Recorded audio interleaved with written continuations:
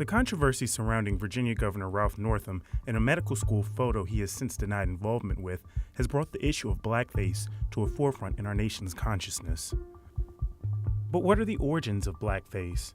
Why does it keep creeping up as a way to be funny? Why does it keep coming up at all? Why do these images evoke so much emotion? To understand that, you'd have to understand its history. Blackface's roots began in the early 1800s in minstrel theater. Minstrel was one of the first uniquely American theater styles.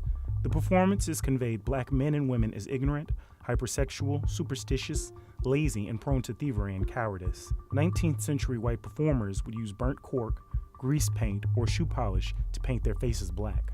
In the early 1830s, the white actor Thomas Dartmouth Rice was propelled to stardom for performing minstrel routines as the fictional Jim Crow, a caricature of a clumsy, dim-witted black slave.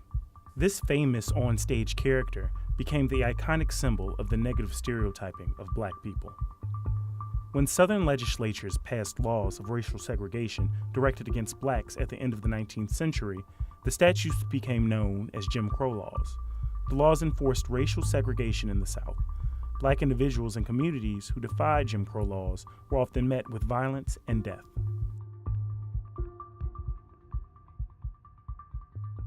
In 1848, abolitionist Frederick Douglass took aim at the practice of using blackface after seeing a performance. He claimed the white performers painted in black had, quote, stolen from us a complexion denied to them by nature, to make money and pander to the corrupt taste of their white fellow citizens. In 1915, narrative film in the U.S. had its start using minstrel and blackface characters, with D.W. Griffith's film Birth of a Nation, a film believed to be partially responsible for the resurgence of the Ku Klux Klan. The film depicts black people as unintelligent sexual predators. The film has been preserved by the Library of Congress for its historic significance. Minstrelsy moved on to vaudeville, musical comedy, and theater, television, radio, and film. No, stupid. You mean a civil service examination. Well, a man carried me in a little old room and set me down and started asking me a gang of questions. Huge stars like Judy Garland, Bing Crosby, and Fred Astaire all donned blackface. Early black actors, singers, and vaudevillians were forced to don blackface as well if they wished to perform for more lucrative white audiences. Jim Crow laws did not see their legal end until around the 1960s, after the Brown v. Board of Education Supreme Court case and the Civil Rights and Voting Rights Act.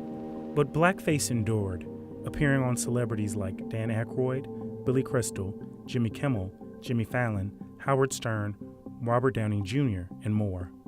Fashion houses Prada, Gucci, and Moncler all came under fire for having items reminiscent or symbolic of minstrel characters.